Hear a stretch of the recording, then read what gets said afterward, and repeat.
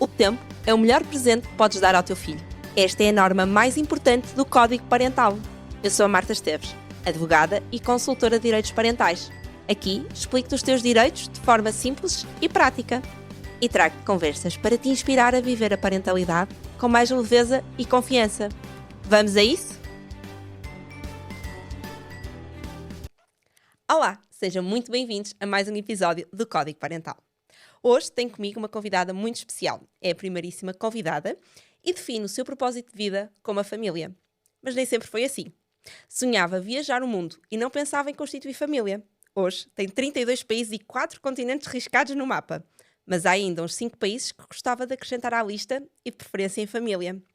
Hoje tenho comigo uma profissional que trabalha diretamente com famílias e casais grávidos, empoderando-os através do conhecimento sobre a fisiologia do parto e com o conhecimento de causa que é possível amamentar através do leite materno exclusivamente extraído. Depois de 15 anos a trabalhar no mundo corporativo, hoje é doula e especialista em extração de leite materno. E se falamos em extração de leite materno, é claro que falamos da maravilhosa Patrícia Araújo.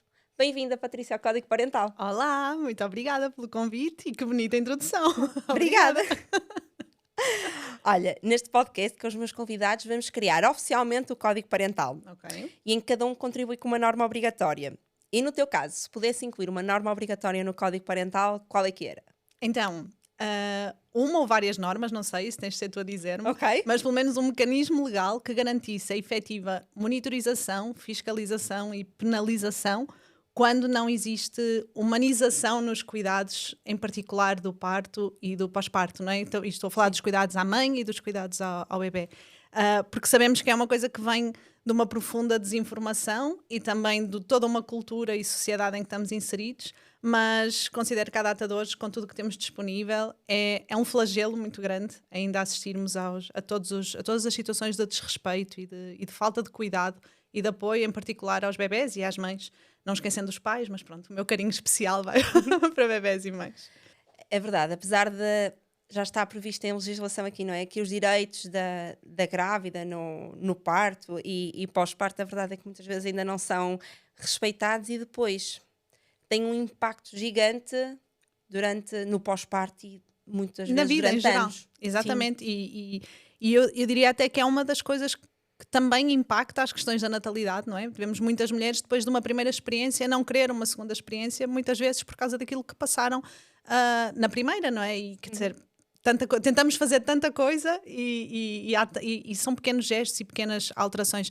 Mas é como diz, a lei existe, mas efetivamente não existem os mecanismos, muitas vezes, para garantir que ela é efetivamente cumprida, não é? E portanto, acrescentaria algo que tornasse esse cumprimento mais efetivo. Sim, que obrigasse efetivamente ao Exatamente. cumprimento da lei. Isso. Boa. Olha, e se fossem os teus filhos a incluir uma norma obrigatória, qual é que achas que era? Olha, eu pensei muito nisso, acho que havia várias normas que eles colocariam, mas entretanto lembrei-me de uma história e acho que e espero que isso aconteça um dia. Nós temos um padre amigo da família que sempre é um senhor já com muita idade, que quando me vê diz sempre a mesma coisa, mas diz isto virado para os meus filhos. E ele já não vai a tempo de fazer isto, mas eu acredito que possa semear, colocar a semente, não é? Para que um dia eles, quando forem adultos, que ele diz sempre assim: se eu fosse Presidente da República, eu fazia uma lei. Ele não sabe que o Presidente da República não faz lei. Faz-te conta. Eu fazia uma lei para que todas as mães que decidissem ficar em casa a cuidar dos seus filhos tivessem um salário digno. E ele diz isto sempre assim, virado para os meus filhos. E eu às vezes estou a olhar e penso, sim, pode ser que um dia, eles adultos, não é? Quem sabe, Presidente da República ou não, que possam pensar nisso ou contribuir para que isso seja possível. Sim. E acho que eles o fariam. Sim, super importante, sem dúvida. Pode ser que um dia, não é? Um dia. Um dia que o Presidente da República faça leis. O Exatamente. Simão ou a Pilar coloquem isso no Código Parental. Olha, Patrícia, eu sinto que já te conheço de outra vida. Nós já nos conhecemos para aí do digital, para aí há 4 anos. Para e aí. presencialmente para aí há 2. Acabamos por ser clientes uma da outra. A Patrícia foi a doula de backup do parto do Gui. Fizemos com ela uma sessão, acho que das mais importantes, que foi a do plano de parto, em que aí consegui perceber, ok, o que é mesmo importante para mim? O que é que eu não abro mão? E ajudou a ter no desfecho de um parto positivo, e obrigada por isso. Mas olha, voltando atrás aqui mesmo ao início, como é que tu passaste do sonho de viajar o mundo para a eterna viagem da maternidade? Foi assim uma volta de 180 graus? Foi uma volta, e é difícil para mim, se calhar, dizer assim, olha, foi isto, porque foram vários fatores, não é? Foram várias mudanças de vida que foram acontecendo, muito subtis, mas a verdade é que eu toda a vida disse que não queria ser mãe. Portanto, isso para mim, mais do que viajar o mundo, para mim era certo que eu não queria ser mãe. E já refleti muito sobre isso, a tentar perceber de onde é que isso vinha, não é? Será algum trauma escondido, alguma coisa que... Mas acho que não. Talvez, eu tenho um irmão que faz 14 anos de diferença de mim, e eu senti-me muito mãezinha dele, então talvez tenha sido isso, do tipo, já tive a minha experiência, check. E depois sempre tive muita paixão de viajar, dos aeroportos, de conhecer coisas diferentes, então sempre achei que a minha vida seria isso, não é? Era o que me fazia vibrar e portanto seria isso.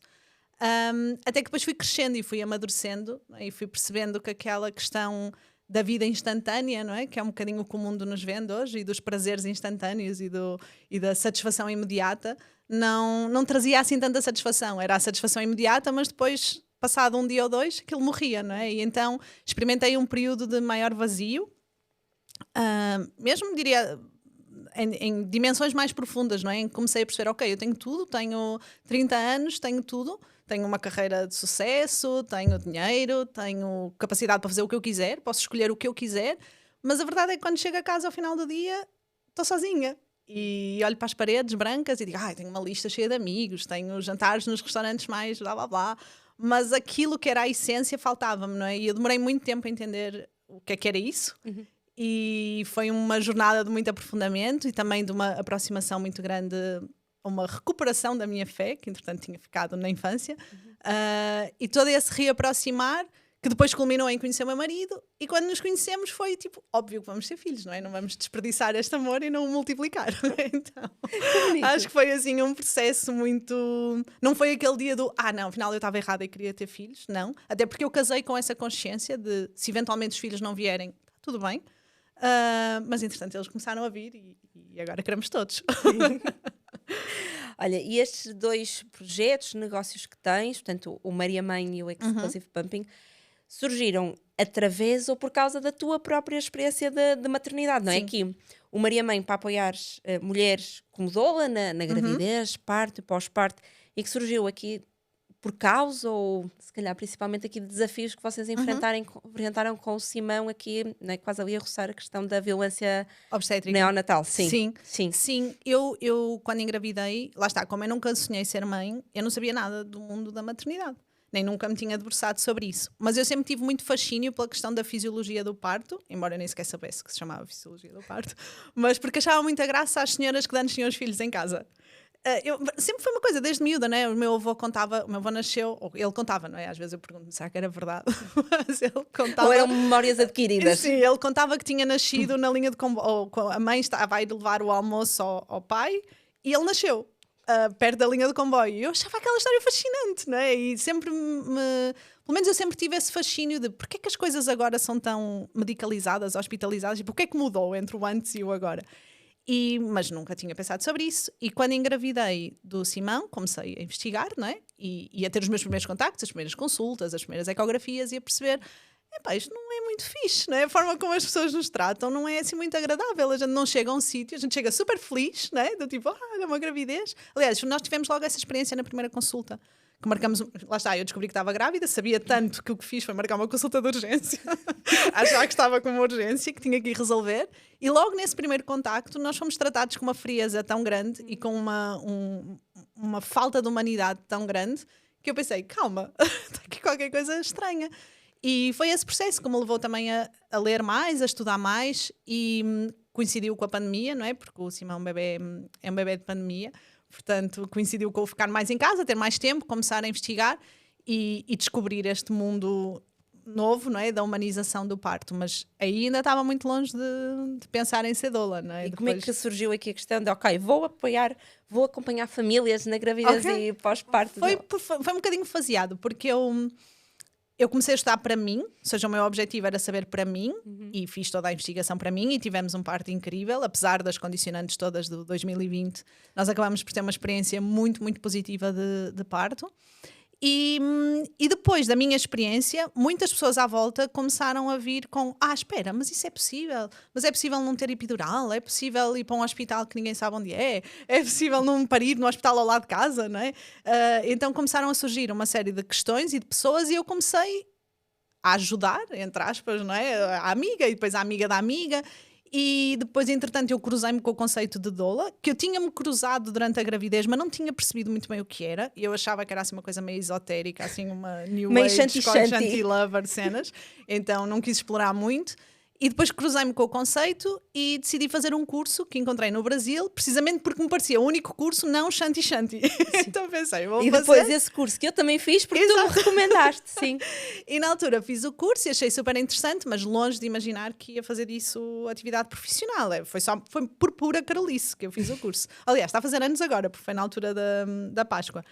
E depois, entretanto, quando eu engravidei da Pilar, aí foi muito certo para mim que a mudança profissional ia ter que ser um sim ou sim. Porque o mundo corporativo já não me estava a dar aquilo que eu achava que seria necessário para fazer o tipo de maternidade que eu queria ter, ou o tipo de entrega que eu queria dar à maternidade. E então surgiu, mas também, mas a gente não deixa uma coisa que há 15 anos está seguríssima por nada, não é? Sim. E então aproveitei a gravidez da Pilar foi uma gravidez de risco. Eu vim para casa muito cedo, mas dei por mim ok, o que é que eu faço com o tempo agora, não é? Porque a cabeça não para, o corpo para, mas a cabeça não. E então eu comecei a tentar estruturar, não é? O que é que poderia ser um negócio com tudo aquilo que eram as valências que eu tinha. E obviamente pensei, bem, se é isto que me apaixona hoje em dia, por que não tentar montar aqui alguma coisa? E foi assim. Isto, quanto ao Maria Mãe, depois, quanto ao Exclusive Pumping, surgiu depois de 2 experiências de amamentação que não foram de encontro àquilo que tinhas idealizado, mas que experiências estas que não impediram que a tua filha e depois o teu filho fossem amamentados com leite materno exclusivamente extraído durante 14 meses. 14 meses, exatamente. Sim. Foi depois da Pilar. Então, a experiência da gravidez da Pilar já foi completamente diferente, porque o Simão nós tivemos um parto muito bonito, com um certo fator sorte envolvido, não é? Mas depois tivemos uma trágica experiência de amamentação, muito trágica mesmo, que hoje reconheço que foi por uma profundíssima falta de informação minha, mas eu não acho que isso deva ser motivo de culpa, não é? Eu não assumo, fizeste o melhor que sabias eu fiz o na que altura. sabia e a obrigação é de quem nos apoia, não é? Eu não acho que a culpa seja que as mães é que tenham que se informar. Né? Infelizmente temos que o fazer, mas não deveria ser assim. E depois, quando na gravidez da Pilar, o meu foco foi muito a amamentação. Ou seja, garantir que pelo menos tínhamos as condições todas para não sermos mal acompanhadas e para eu não me sentir tão desinformada. E portanto era muito o meu foco, era a minha vontade, era amamentar, porque tinha sido algo que me tinha sido roubado de certa forma, não é? Na primeira experiência. E entretanto ela nasceu e infelizmente também aconteceram várias coisas pelo caminho, daquelas que a gente não controla, e não foi possível. E foi quando eu me cruzei com a extração exclusiva de leite materno, que era algo que eu não fazia a menor ideia que existia. Eu sabia que existiam mamas extratoras, como acho que toda a gente sabe, mas pensei que era uma coisa que se punha de vez em quando na mama e saía assim uns Ou leites. até para fazer stock, não é? Para o regresso ao trabalho, que eu acho que nunca tinha ouvido, até tu começares a falar disso, acho que nunca tinha ouvido falar de amamentar através de leite materno exclusivamente extraído. Eu também não, eu nem sequer sonhava que era possível. E eu tinha tido uma experiência de extração com o Simão, que tinha-me apresentado a extração como uma técnica para melhorar a produção de leite, não é? Para aumentar a produção de leite, e eu tinha tido essa experiência, que fiz tudo mal, não é? Hoje sei que do princípio ao fim eu fiz tudo errado e por isso eu não conseguia extrair, não é? Eu extraía 5 ml, 10 ml e achava que não tinha leite, pronto. E era isso que eu sabia, era extração para regressar ao trabalho e extração para dar um biberão, não é? Há pessoas que fazem extração para o pai dar um biberão à noite, não é? Isso também existe muito. E a extração para aumentar a produção. Eu só conhecia isto. Entretanto, nas nossas cambalhotas, não é? Cruzei-me com o conceito de extração exclusivo e foi a opção que nós tivemos para nós, não é? Começamos a fazer. No início super desconfiada, não é? Achei esta treta não vai funcionar, mas que realmente funcionou e depois de funcionar, ou seja, depois de eu conseguir estabelecer a produção de leite e ter a quantidade toda de... Portanto, que ela era só mesmo amamentada pelo meu leite, não é? Não havia leite artificial.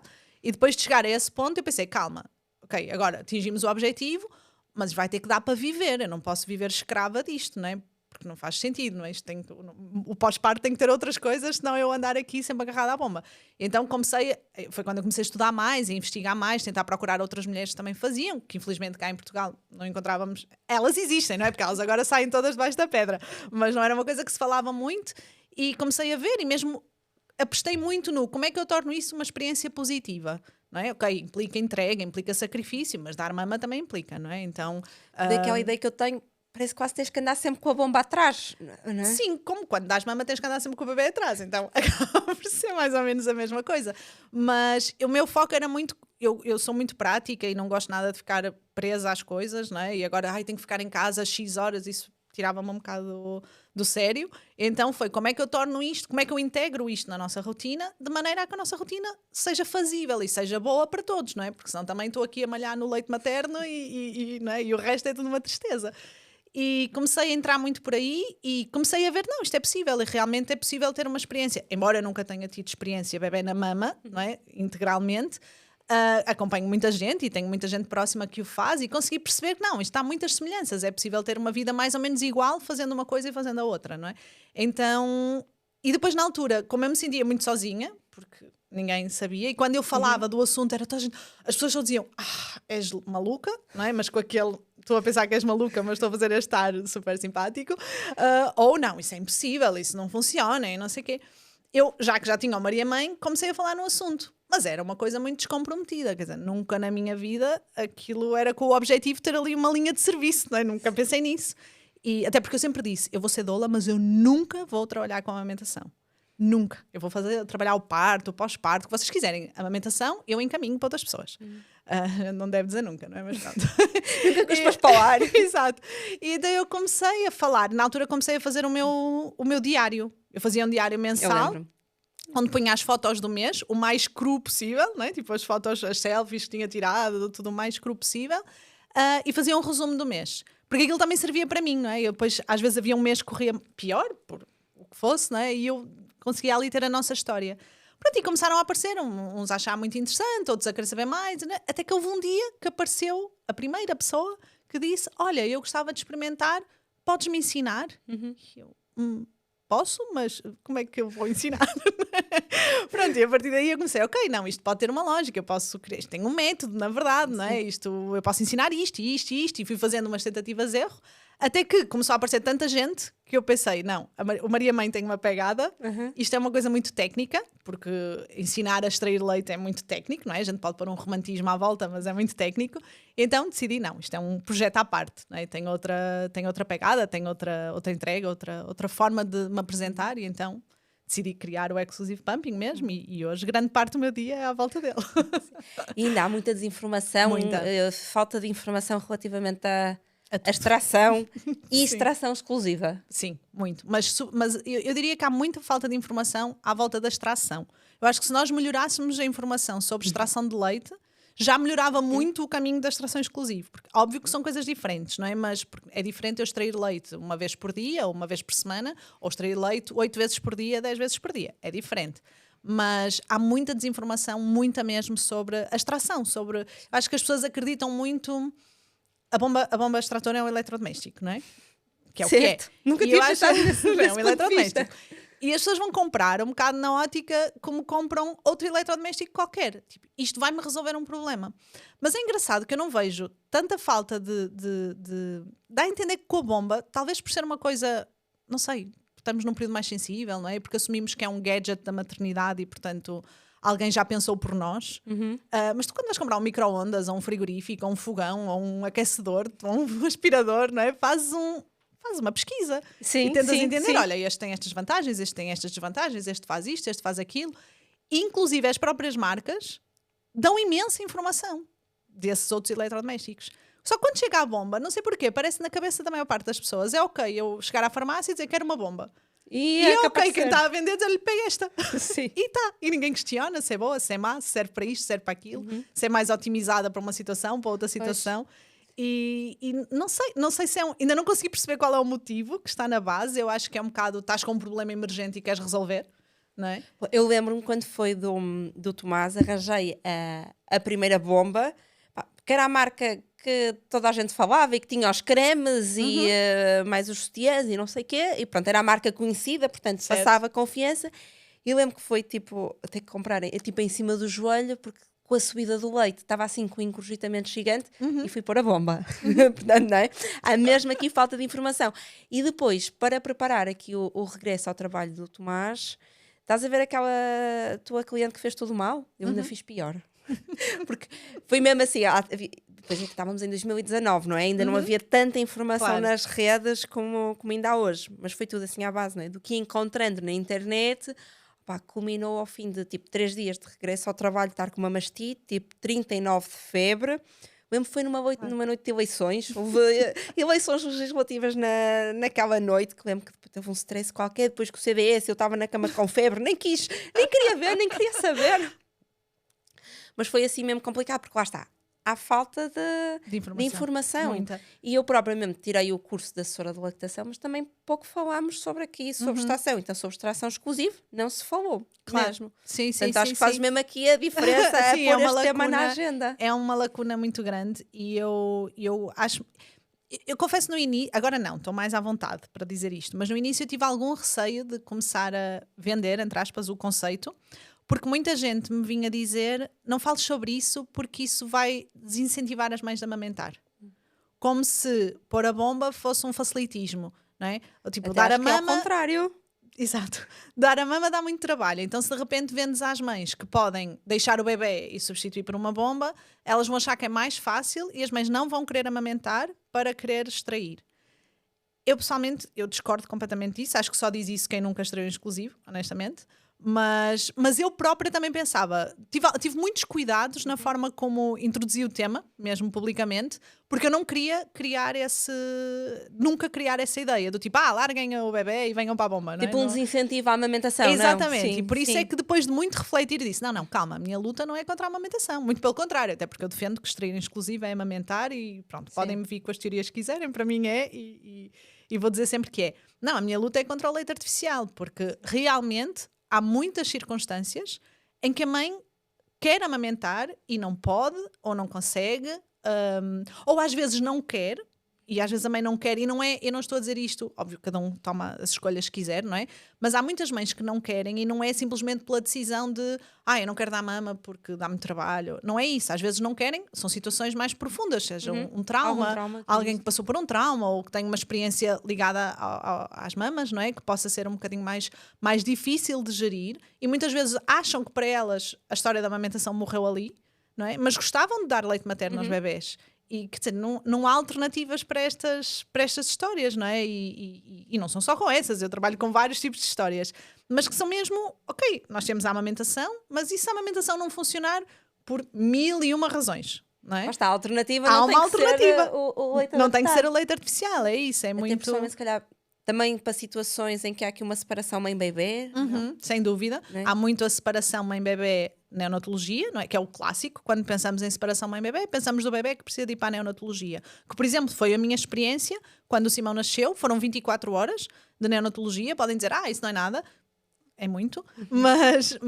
E foi o suficiente para estragar a nossa história da amamentação. Claro que se eu tivesse informação, 24 horas não teriam feito as mazelas que fizeram. Mas não tendo... Não é? E tendo-me venderam-me logo naquela hora o leite artificial e o meu leite é fraco e não sei o quê. Pronto, então o meu leite é fraco, toma o leite artificial. Mas há histórias de neonatologia muito, muito mais duras, muito mais pesadas, muito mais prolongadas e nessas histórias a amamentação só pode ser salva muitas vezes recorrendo à extração, que numa primeira fase é exclusivo e depois vai deixando de ser à medida que o bebê consegue ser adaptado à mama. Provavelmente aquelas situações de prematuros, não é? Que têm mesmo que exatamente, estar, sim. às vezes meses internados na neo, e que lá está, muitas vezes ali o leite materno também ajuda na recuperação mais ainda, daqueles não é? bebés. Nesses casos, aliás, nós temos os bancos de leite humano em Portugal precisamente para esses casos, que são os casos dos extremos prematuros, que são, há mais do que estudos a provar que são os bebés que mais beneficiam do leite materno, em particular, claro, em primeira linha o leite das suas mães, mas se não estiver disponível, leite materno. Então, quer dizer, são histórias que infelizmente, as coisas, eu sinto que pelo menos aqui nos Porto, Lisboa, grandes centros, nós temos histórias um bocadinho diferentes. Nas grandes unidades de neonatologia, eu sinto, pelo menos daquilo que vou vendo, não é, que há um cuidado Até porque os bancos de leite materno existem, salvo erro, na MAC e aqui no São João. Sim, pois, exatamente. Não é mais lado nenhum, não. Mas nesses sítios em particular há um cuidado muito grande em respeitar a amamentação e promover a amamentação nesses casos, mas à medida que nos vamos afastando do centro, não é? E vamos mais para o interior do país, e então se vamos para baixo, Alentejo, os Algarves, é muito triste. É muito triste. Há muita falta de apoio. Há muita falta de apoio. Há muita falta de apoio. Mas nessa ótica da separação mãe-bebê, há uma coisa que normalmente não se fala, porque é muito rara, mas que eu apanho os raros todos, não é? Que é, às vezes é a mãe que precisa ficar internada. Certo. Às vezes é a mãe que teve um problema qualquer, ou a seguir ao parto, ou nos dias a seguir, ou uma infecção, ou sei lá, qualquer coisa, e precisou de ficar internada. E nesses casos, se a amamentação não for uma contraindicação em termos de saúde, não é? Também é preciso. Não é? Ou seja, sempre que o bebê não está na mama, e por exemplo, há situações, infelizmente, de mães que não podem tirar a licença de maternidade. Ou as advogadas não têm. Por exemplo, advogadas, algumas trabalhadoras por conta própria, ou seja, situações em que as mães não podem parar, mas queriam amamentar, mas não podem estar com o bebê. Então, há alternativas, não é? Há várias situações em que efetivamente a extração de leite materno, em exclusivo neste caso, pode salvar uma história de amamentação e pode permitir a um bebê continuar a usufruir, porque é um direito do bebê, não é? Sim. Eu sei que não se gosta de dizer isto, mas o leite materno é um direito do bebê continuar a usufruir do leite da sua mãe. E nas fases de regresso ao trabalho, também costumas acompanhar, por exemplo, mulheres que não extraem em exclusivo, mas querem preparar um estoque, porque eu lembro que isso foi uma dificuldade. Lá está, foi tudo à base do que encontrava na internet ali no verão de 2019, e depois eu acabei por não conseguir fazer estoque suficiente de leite materno. Eu voltei ao trabalho, o Tomás não tinha 4 meses, lá está, advogadas, Exato. e mesmo assim tive muita sorte, ou seja, foi assim muito tempo para uma advogada. Mas foi ali necessário tentar fazer estoque, não consegui, lá está, há pouco estavas a dizer que tiravas 5 ml, lá está, eu não conseguia tirar grande coisa. Quando é que eu conseguia tirar? Quando voltei ao trabalho, e ao final da manhã, não é? Ou seja, eu nas 3 semanas antes de voltar ao trabalho, isto foi uma asneira gigante. Portanto, as últimas 3 semanas de licença, se o Tomás não estava a mamar, estava eu com a bomba. Certo. Né? E depois não levei a bomba para o escritório nos primeiros dias. Lá está, culminou naquela mastite, é? Estava assim com um engurgitamento gigante. Mas depois, pronto, percebi, não é? Qual é que tinha sido o erro, e pronto, e precisava de levar a bomba para o escritório, mas depois na altura, lá está, tinha comprado aquela em cima do joelho, que era a marca amarela da moda. Mas depois aquela porcaria fazia muito barulho. E eu não tinha condições no escritório para extrair. Para onde é que eu ia? Para a casa de banho. Mas depois era uma casa de banho, tipo, não era assim uma casa de banho daquelas que tens tipo uma portinha e tens lavatório e depois tipo os cubículozinhos. Era assim uma casa de banho, tipo, como de casa, estás a ver? Ou seja, se eu tivesse com a bomba, ia-se ouvir do outro lado. Eu estava naquela, não quero que se ouvisse. Arranjei a famosa bomba do Jumbo, da altura 10 euros, acho que agora está para aí a 20 euros. Isto é inflação.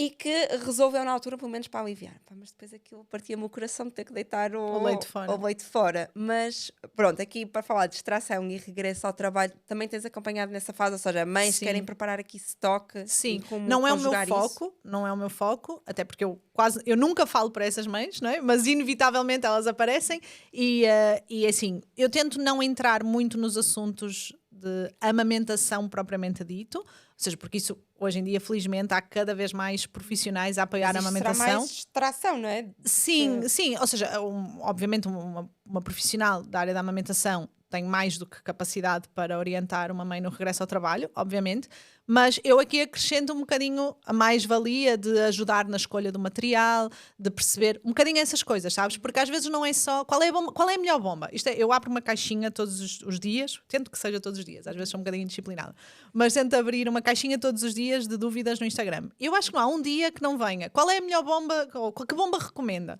Depende, eu não recomendo bomba nenhuma, depende muito, não é? Eu, para já, tenho a alegria de ser livre, não tenho que recomendar a ninguém e falo das marcas todas. Mas não é só a questão de qual é a potência adequada a mim. Isso é importante, obviamente. Mediante a história de extração que nós queiramos ter, As bombas têm potências diferentes? As bombas têm potências diferentes, por isso é que elas têm preços diferentes também, não é? Pois, está bem, está certo.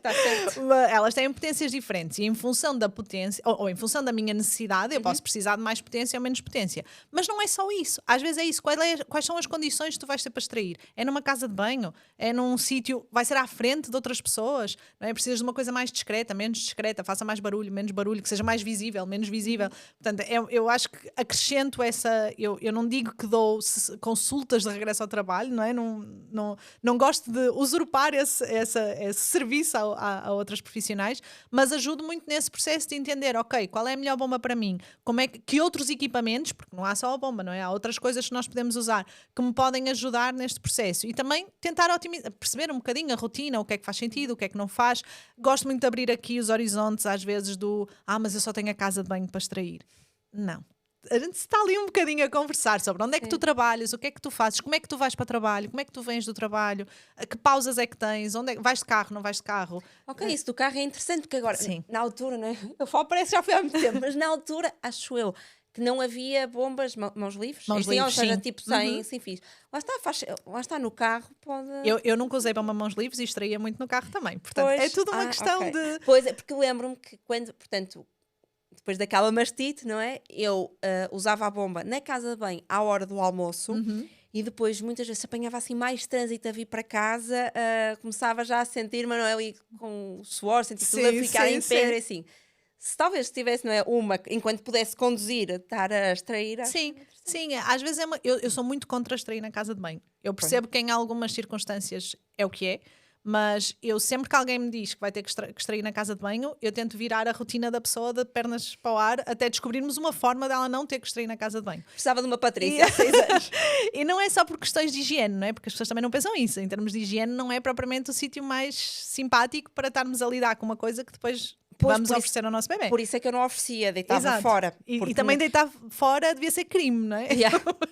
É que depois também não tinha nenhum sítio para onde guardar. Ou seja, tirava a hora do almoço, não tinha onde guardar até para aí às 6 ou 7 da tarde, que era quando chegava à casa. E, portanto, olha, mas aquilo era assim uma dor no coração. É isso. Isso é outra coisa que eu também costumo ajudar muito, a questão da conservação de leite. Porquê? Porque é um tema que é muito... depende muito... Há muitas diretrizes, não é? Diferentes. E na verdade, às vezes é um bocadinho nós sabermos interpretar a diretriz. Acho que, óbvio que quem emite, as entidades que emitem uma diretriz, não é, sobre a conservação de leite materno, têm que pensar na população em geral, não é? E tem que ser uma coisa que seja entendida de uma forma simples e que garanta diferentes situações de condições de higiene, condições de literacia e tudo mais, não é? Mas às vezes, ou seja, esta coisa de o leite materno aguenta 4 horas à temperatura ambiente. Não significa que se passar 4 horas e 1 minuto ele vai explodir, não é? Quer dizer, há coisas que a gente também tem que saber interpretar, perceber o que é o conceito de temperatura ambiente, perceber, ok, o frigorífico, mas exatamente qual é a temperatura do frigorífico? Eu consigo arranjar aqui uma equivalência, eu consigo... Às vezes é só uma questão de... a minha vida corporativa era uma vida de consultoria, então às vezes o que eu sinto é um bocadinho isso que eu faço, não é? Ok, vamos lá, levantar o teu processo todo, levantar os teus...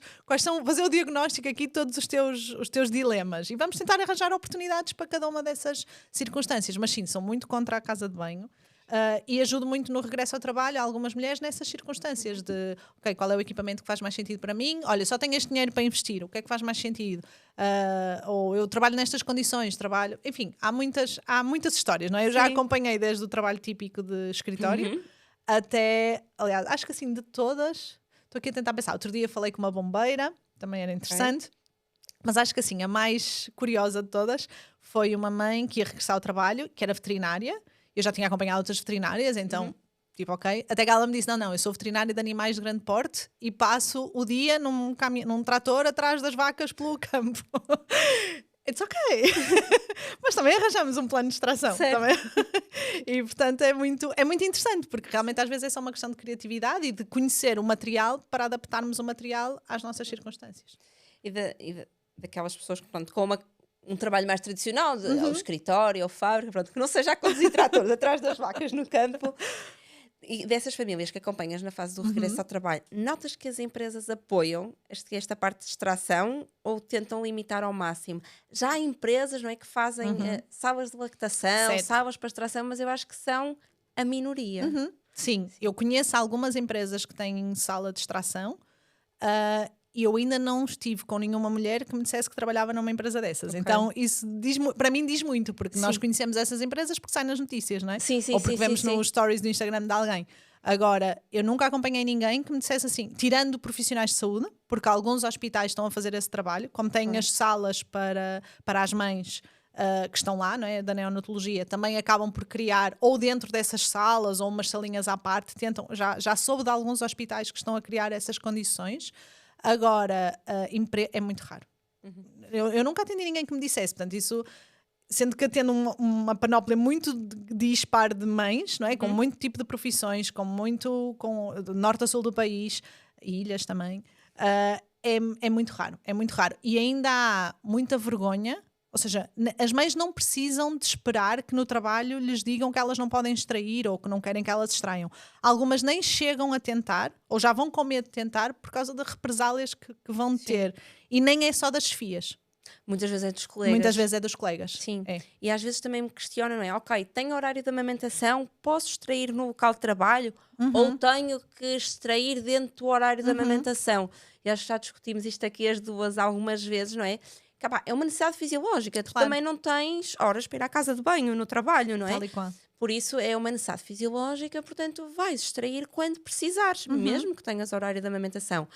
Mas... Portanto, sabemos muitas vezes, não é, da teoria à prática as coisas são muito diferentes. Sim, eu noto muito que quando extrair implica uma pausa, ou seja, eu fazer uma pausa para extrair é algo que afasta muito, que assusta muito a maioria das mães, porque acham que vão, por um lado, as filhas, por outro lado, os colegas, que vão sofrer represálias por isso, porque estão a fazer mais um intervalo, não é? Já têm a dispensa das 2 horas, mais um não sei quantas vezes, meia hora ou 2 vezes. Parece que sentem que ficam a dever, não é? Sim. Olha, eu próprio acho que não... Nunca falei que extraía no escritório e acho que aproveitava a hora do almoço para não fazer aí uma pausa tão grande, não é? Mas acho que depois o corpo acabou por se adaptar e, portanto, eu lembro que começava a sentir assim necessidade para ir ao meio-dia, meio-dia e qualquer coisa, mas também acabava por almoçar cedo para depois fazer tipo uma espécie de jornada contínua e sair mais cedo.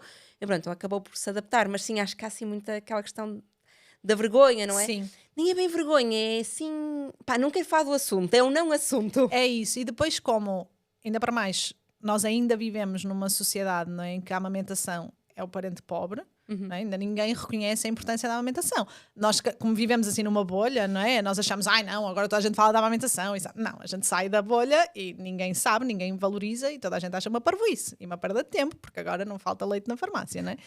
E então, já é uma parvoíce tu andas com o bebê pendurado na mama, não é? Se ainda em cima disso, então tu voltas ao trabalho, a maternidade ficou em casa. Não me vais esborrachar a maternidade na cara e a fazer-me ver, não é? Que do teu corpo saem coisas que alimentam bebés e, não é?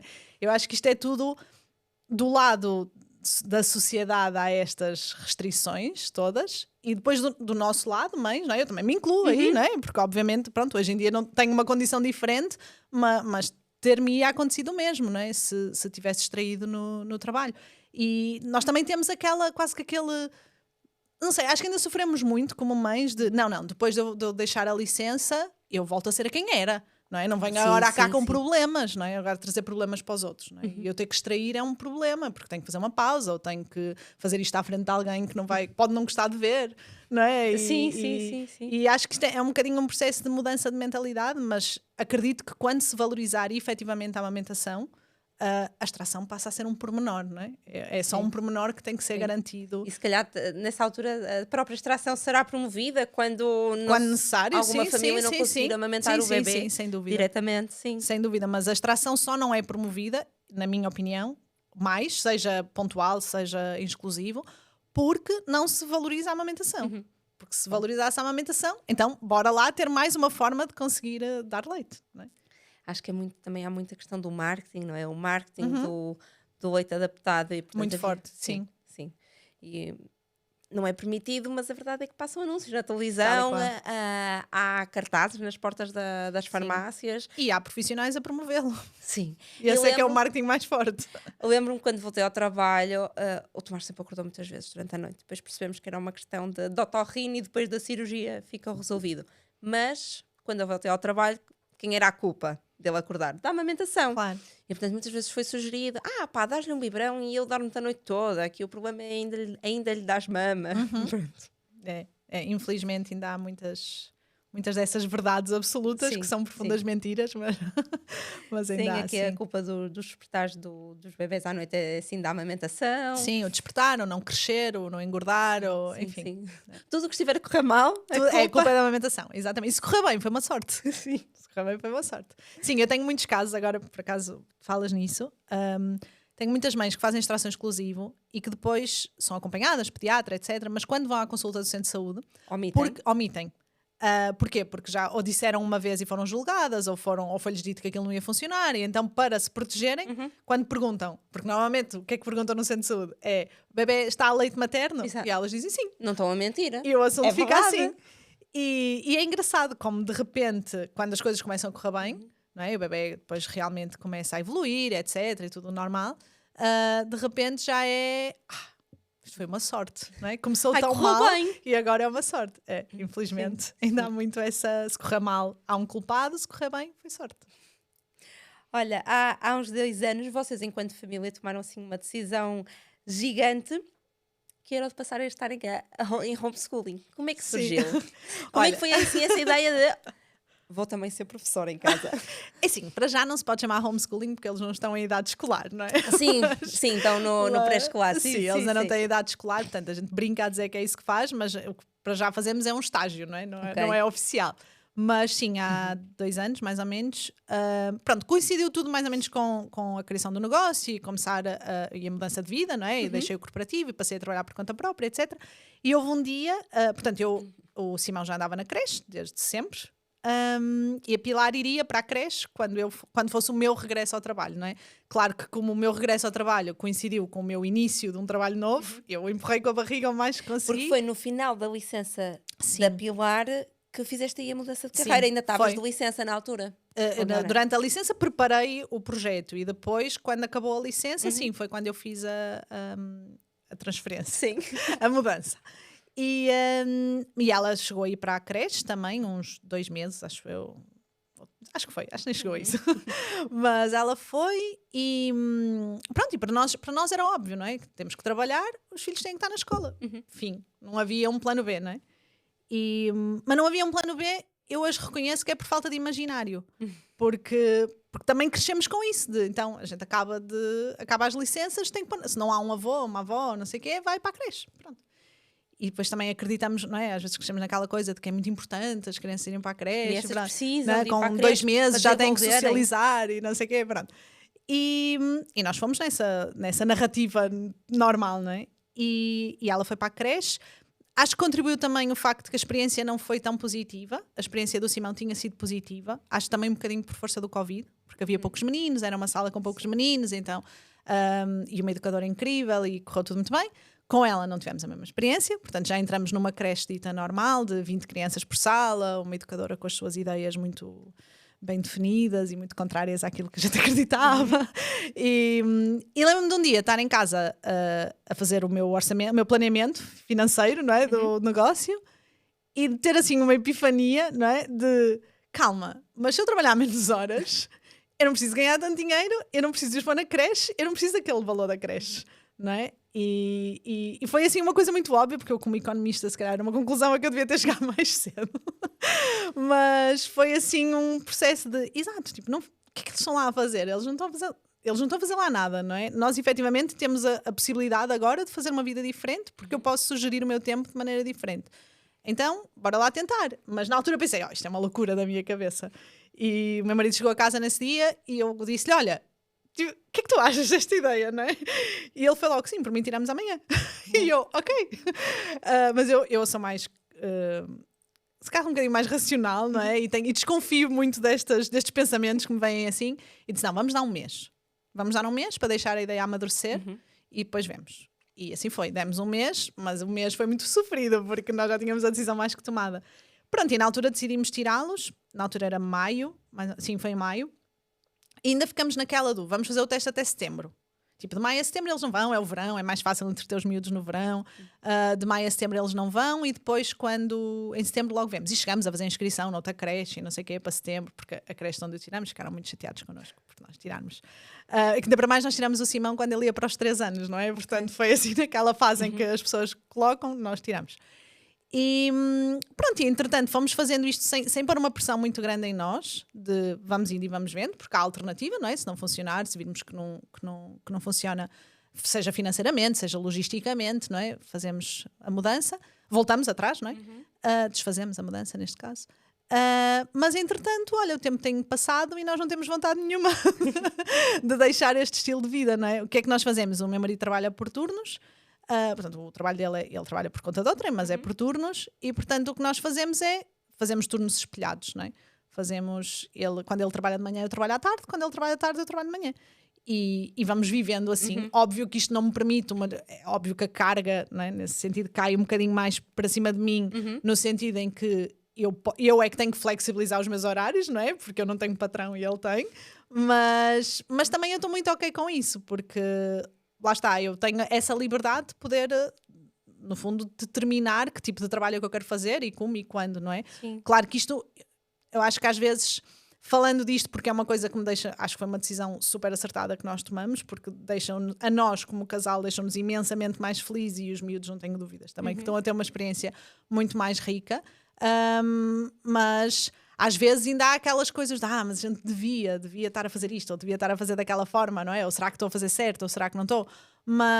Ou será que eu não me estou a sacrificar, não é? Certo. Porque acho que hoje nós mulheres também sentimos isso muito, que é, não, nós temos que ir e temos que ter a mesma igualdade de oportunidades. E não nos podemos sacrificar por causa dos filhos, por causa da família. Exatamente, parece mal e vou perder os meus anos, não é? Ainda para mais eu fui mãe tarde, então e quando eles forem grandes, e como é que vai ser? Então tantas que lutaram pelos nossos direitos e agora estou aqui a eu estou em casa a fazer bolos às 4 da tarde.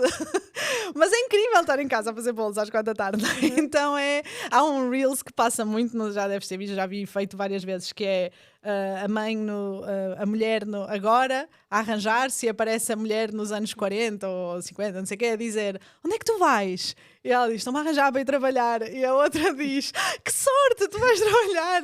E a de agora olha para ela cala-te só, não é? Por acaso nunca me apareceu. Esse Reels aparece-me imensas vezes, feito por várias, não é? Porque a outra fica: uau, vais trabalhar. E ela fica: cala-te, por favor.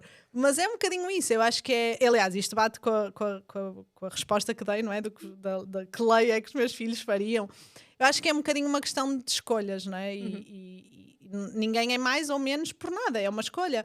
E na verdade eu hoje sinto que foi a escolha mais acertada, porque mesmo para mim, não é? Eu posso questionar, claro que eu estou a fazer isto a achar que é o melhor para os meus filhos, não é? Sim. Mas eu não tenho certeza nenhuma que daqui a 20 anos eu não vá concluir que isto não foi a melhor escolha, não é? A gente nunca sabe, a gente faz na melhor intenção, mas depois... Se tivéssemos uma bola de cristal, exato, não é? A gente faz na melhor intenção com a melhor informação que tem, mas na realidade, se calhar daqui a 20 anos eles vão se virar para mim, mas eu sou um traumatizado porque queria ter ido para a creche com 3 anos e tu tiraste-me, não é? Não sabemos, mas eu acredito que não, mas pronto. Mas mesmo para mim, como experiência pessoal e mesmo como mulher, eu sinto, agora sim, eu sinto-me muito mais empoderada do que quando, que é uma palavra que eu não gosto nada, mas pronto, do que quando eu trabalhava e trabalhava fora e tinha um emprego super progressista, não, progressista no sentido, não é, de mulher, e tenho o meu lugar no corporativo e o meu salário e ganho muito, não é? Mais até que acima, se calhar, da média da minha idade, e toda uma projeção e toda uma coisa que seria o típico empoderamento, não é? Sim, porque eras manager ou diretora, não era? Sim, eu tinha uma carreira brilhante à minha frente, não é? Se eu quisesse. Sim. Mas houve uma altura que eu não quero, não é? Porque isto não me dá muita coisa, é um facto, e dá muita segurança, e não vou negar, e não é também estar aqui a romantizar, porque isto implica nós fazermos muitos sacrifícios, não é? Inclusive financeiros, mas está ok, porque é em prol de um bem maior, não é? E acho que aí o verdadeiro empoderamento, não é? As famílias poderem ter aqui poder de escolha. Exatamente. Poderem fazer a escolha. Sem dúvida. Que efetivamente daí o salário querem. digno, não é? Sim. O salário digno para quem quisesse fazer esta escolha, porque às Sim. vezes eu penso, eu gosto muito do trabalho que tenho hoje, apaixona-me muito o trabalho que eu tenho hoje, mas ainda assim, se eu pudesse efetivamente escolher, ou seja, se a questão financeira não fosse um entrave, eu provavelmente reduziria ainda mais o trabalho que faço e dedicar-me-ia muito mais a casa.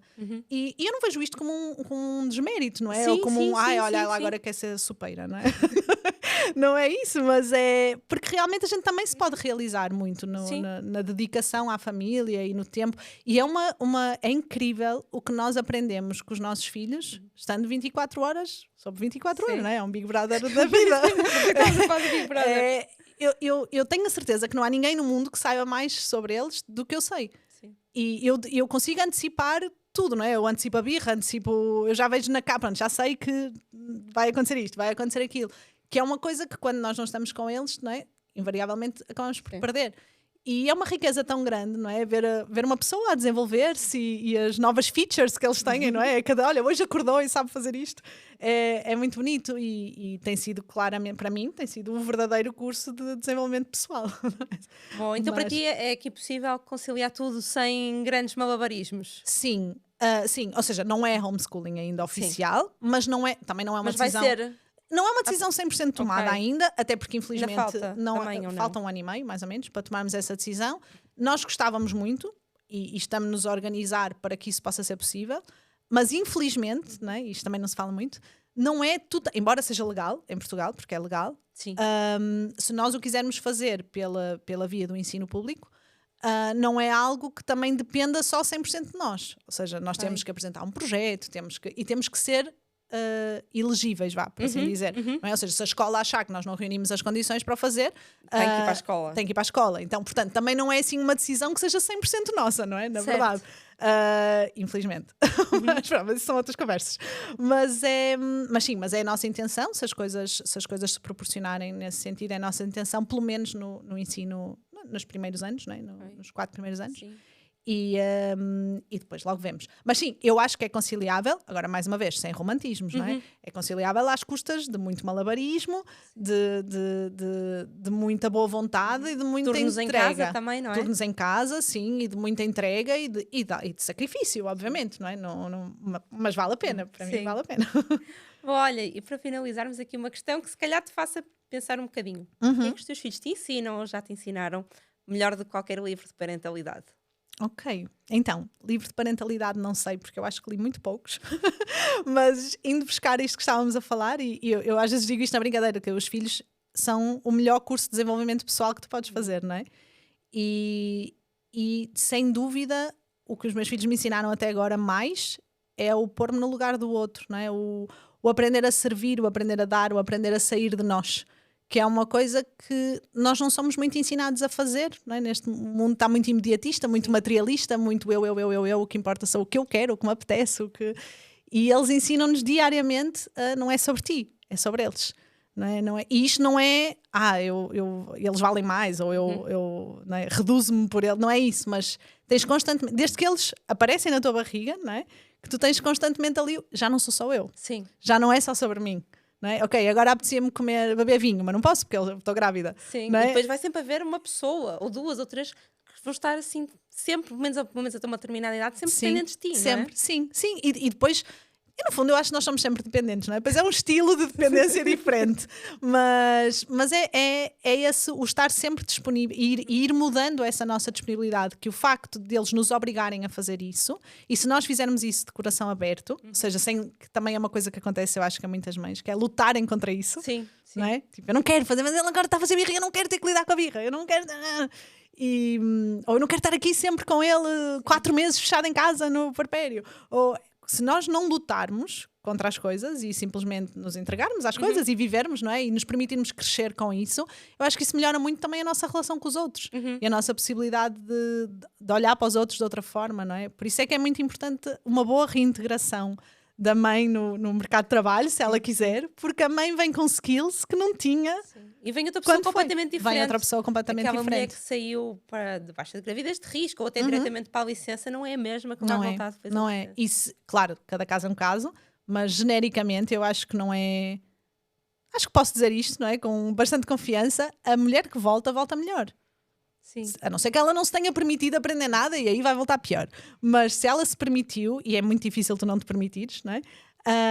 Ela vai voltar uma mulher melhor, uma pessoa melhor, não é? E então é uma pena desperdiçar essas mais-valias. Obrigada, Patrícia. Gosto sempre muito de conversar contigo. Obrigada eu pelo convite. Obrigada a ti que estás aí desse lado e por teres acompanhado esta partilha. Este foi apenas um dos primeiros capítulos do Código Parental. Fica atento aos próximos episódios para não perderes nenhuma norma do Código Parental. E até lá, não te esqueças da norma mais importante, que o melhor presente para os teus filhos é o tempo que passas com eles. Obrigada por ouvires o Código Parental. Subscreve o podcast para não perderes nenhuma novidade. e partilha este episódio com aquela família que sabes que precisa desta informação. Encontramo-nos na próxima quinta-feira. Até lá!